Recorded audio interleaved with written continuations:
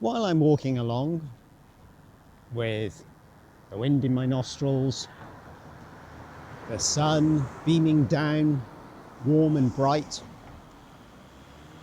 on my bonce, or would be on my bonce if it wasn't for the lovely hat that I'm wearing. Hello. Where did you come from, gorgeous? Isn't she a lovely building? Okay, I get distracted immediately.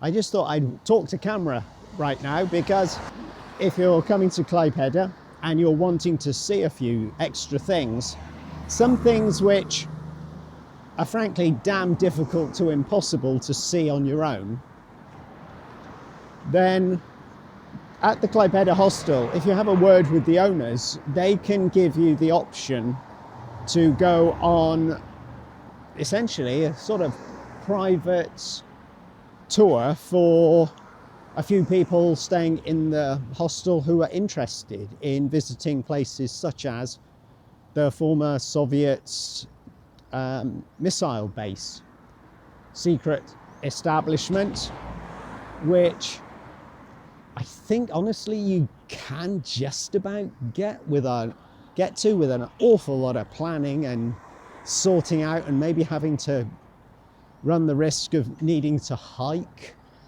You can't do it with buses. You would need your own transport, I think, but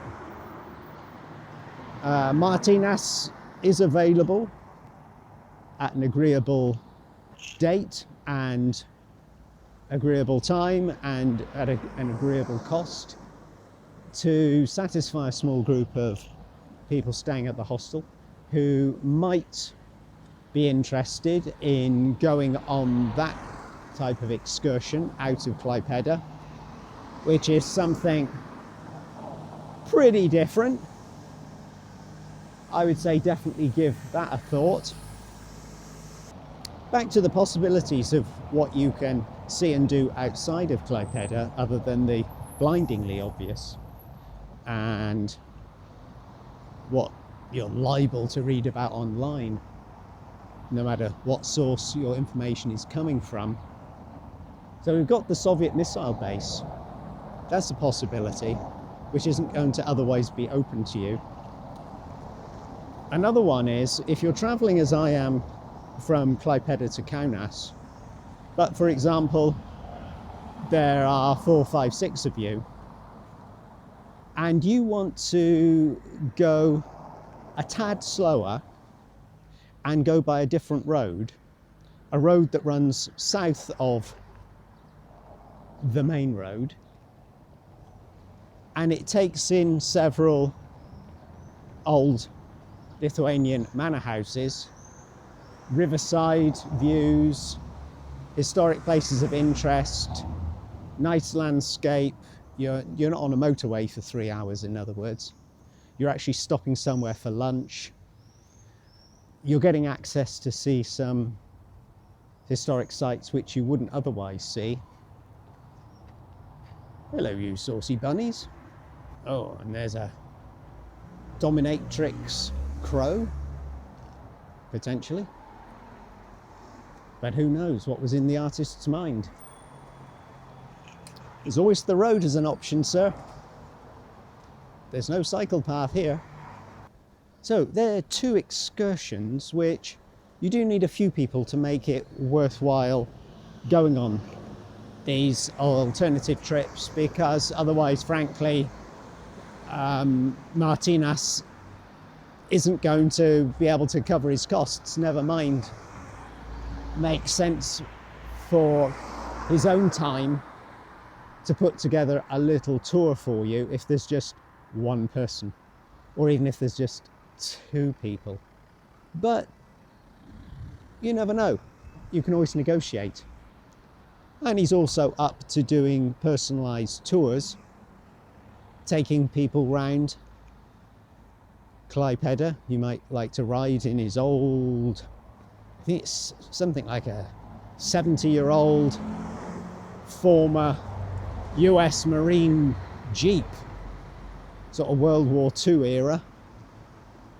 He bought himself one of those some years ago. I should check with him whether he's still got that. But he used to do tours in the summer, so it's open top. And again, he can take you around, give you a bit of an insight from somebody who really knows what they're talking about, a genuine 100% Lithuanian person. So you get the tour guide, driver, tour, novelty, transport, history lesson, all rolled in to one. It might be a good use of spending up some of those spare euros if you're heading south and you're thinking, well, after Lithuania, I'm not going to be in Euroland for a bit because I'm heading into Poland and Czech Republic next.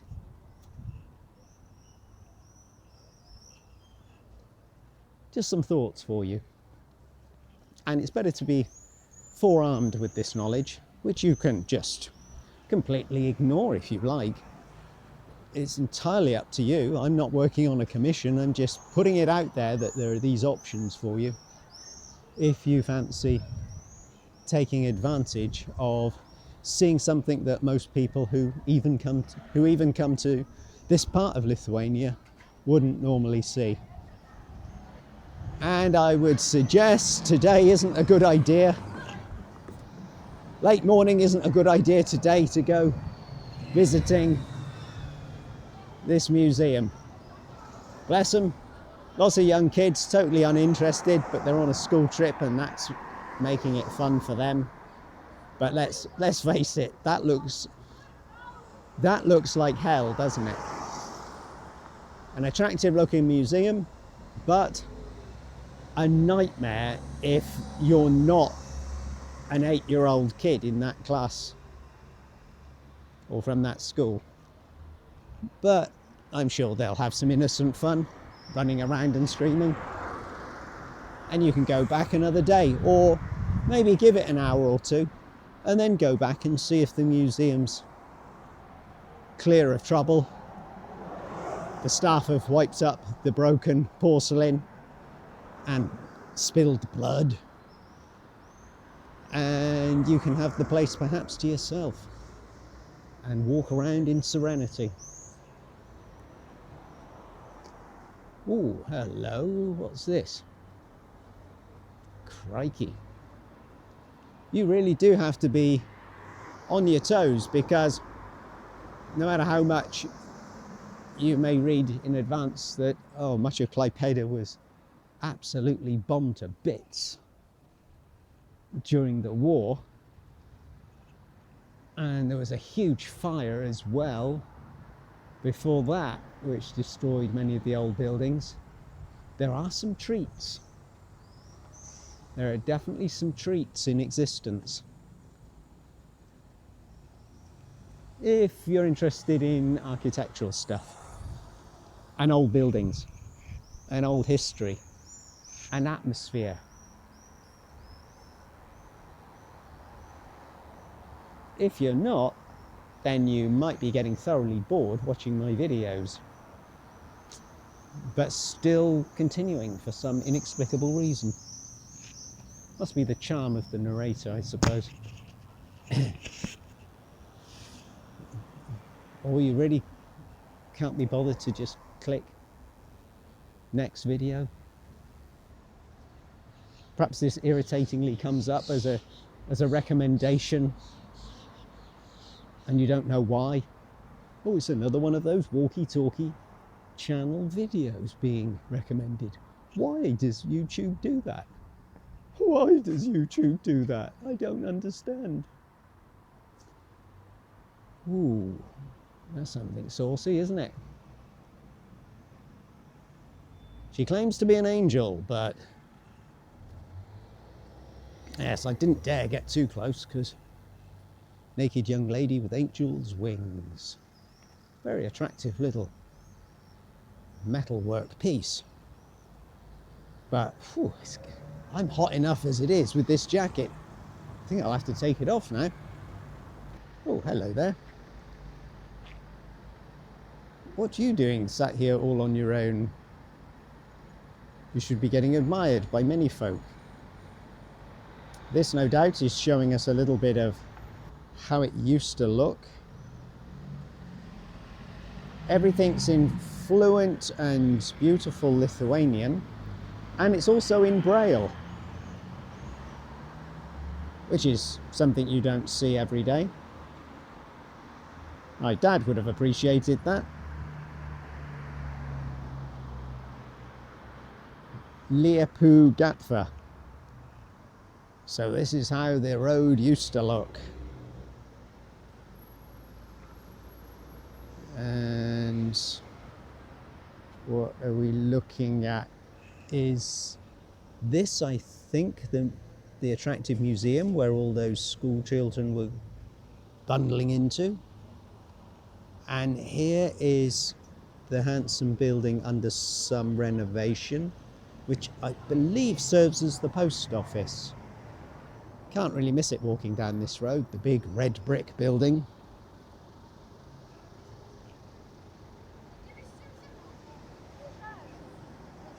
And there's the corner. Looks considerably different today, of course, because the bomb damage and the ugly replacement work. Can't have it all, can you?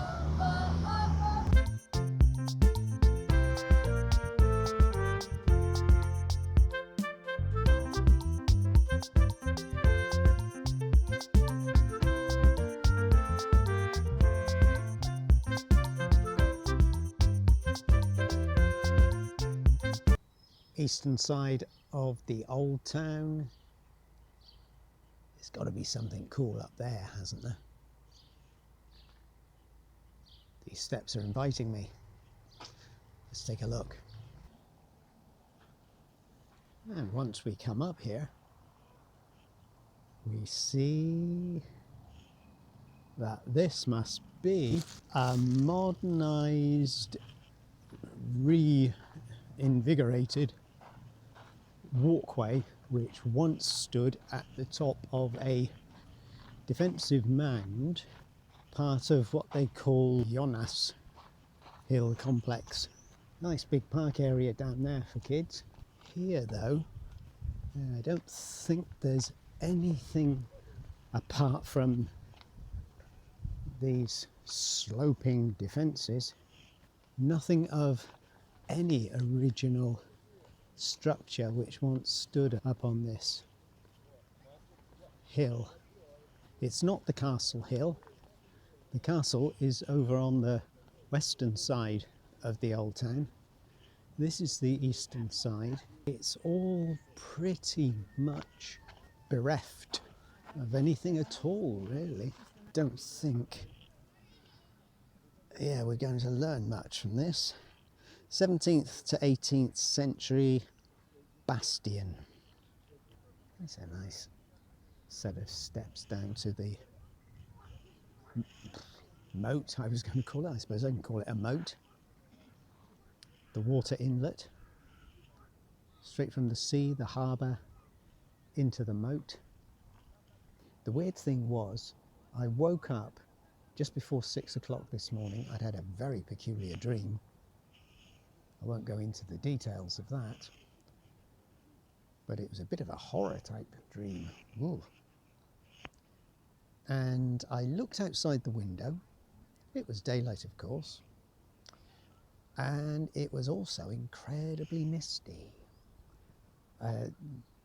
Thick sea mist had descended upon Klaipeda. Spooky, especially after that creepy dream I had.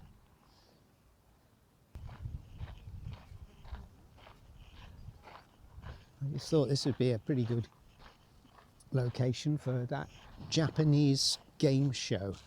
Was it Somebody's Castle, it was called?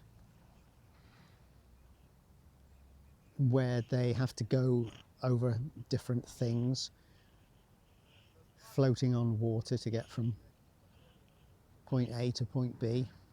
A bit like the old It's a Knockout, for anybody who remembers the 1970s. Another cheesy photo opportunity. Or is it because I'm staring into the sun? And that's never an attractive option. I spy with my sunglass shielded eyes a notice board. Perhaps we could learn some more down here. St. John's Church and the city's bastion fortifications, Jonas Hill. St. John's Church, belonging to evangelical Lutherans, was the tallest and most splendid of Klaipeda's churches, standing at Turgau Street until World War II. Both the location and exterior of the church had been changed repeatedly. Okay. Feel free to read on. Not quite what I was expecting. I was thinking, here I am on the map, I was thinking that on this number 2 on the island there might be not a church but a castle or a great tower, a keep. Here's another image of it. Yeah. Should I be a little disappointed? Should I? No, I shouldn't be, should I? Ooh. Blimey. They didn't warn me there were going to be modern monstrosities there.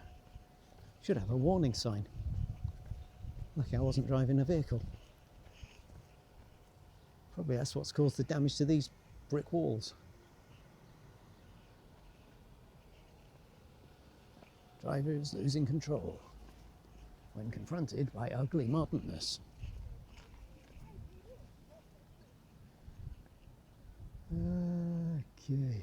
This is the location of St. Michael's Evangelical Lutheran Church. They were big on churches, weren't they? I'll tell you what, they do a really good thorough job of cleaning up any trace of even the original old footings, which might be tidy workmanship, but it leaves tourists like me and thee really just confounded by what we see, because there's nothing left. Not a trace. You know, can't even have a little look around foundations. You know, sometimes you get an impression of walls and such like, but they are not in existence anymore. There's absolutely nothing.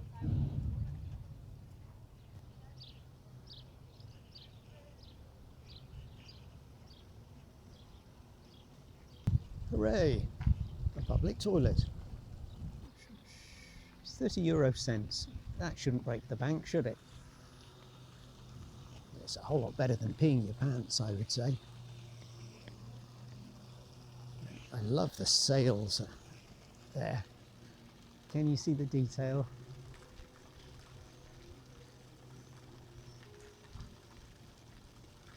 And the weird thing is, I even like that kooky. Actually, it looks like something from the 70s, even though it might be far more recent. But that little fountain, I wouldn't say it's got charm, but it's got something. Quirk. It's got a dose of quirk about it. There's the boat all lit up. The Meridianus. The Meridian. And a fair chunk of history here, which I won't read through because I know some of you will probably get bored with me reading all these notice boards in my videos. This one, I'll hover.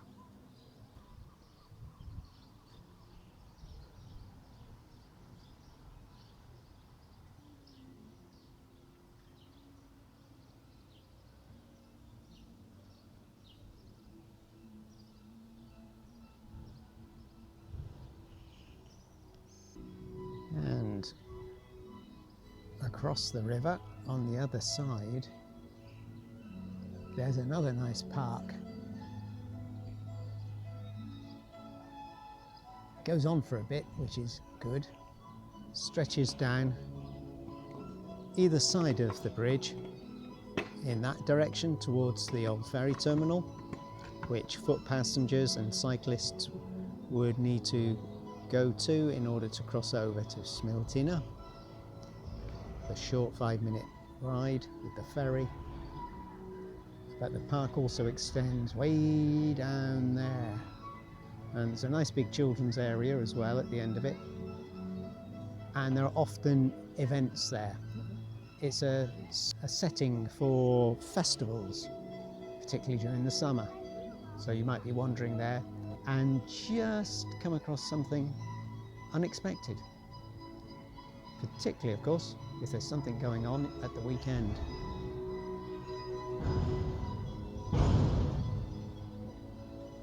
Why not take your car, float down the river and see for yourself.